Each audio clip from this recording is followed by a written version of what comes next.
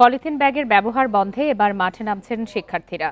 রাজধানীর বাজারে অভিযানের জন্য এরই মধ্যে গঠন করা হয়েছে বেশ কিছু টিম। সোম ও মঙ্গলবার প্রাথমিক প্রশিক্ষণ শেষে মাঠে নামবেন এসব শিক্ষার্থী। আগারগাঁওয়ে এক অনুষ্ঠানে এসব কথা জানিয়েছেন পরিবেশ উপদেষ্টা সৈয়দা রিজওয়ানা হাসান। রাজধানীর আগারগাঁওয়ে পরিবেশ অধিদপ্তর ভবনে নিষিদ্ধ পলিথিন ব্যাগের বিকল্প পণ্য নিয়ে সরকারি ও বেসরকারি উদ্যোক্তাদের মেলা, যেখানে পাট ও কাগজের নানা পণ্য প্রদর্শন করা হয়।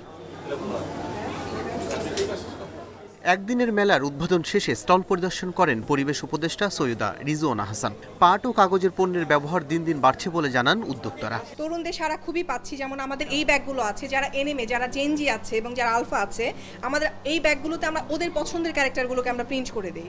এবং এই আমাদের যত এনএমই ফেস্ট আছে, আমরা একমাত্র যারা পাটের ব্যাগ আমরা তাদেরকে ব্যবহার করাতে পেরেছি।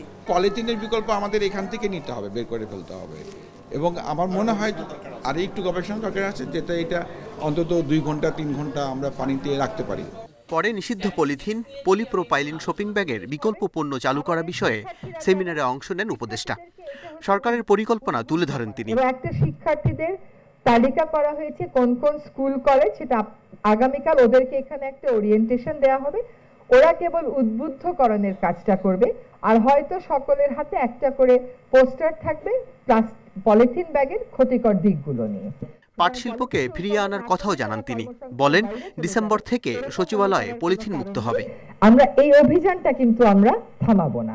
1 নভেম্বর থেকে তাদের পলিথিন উৎপাদনকারী কারখানাগুলোতে অভিযানটা শুরু হয়ে যাবে। দেখেন, এই জিনিসটা নিষিদ্ধ 2000 সাল থেকে।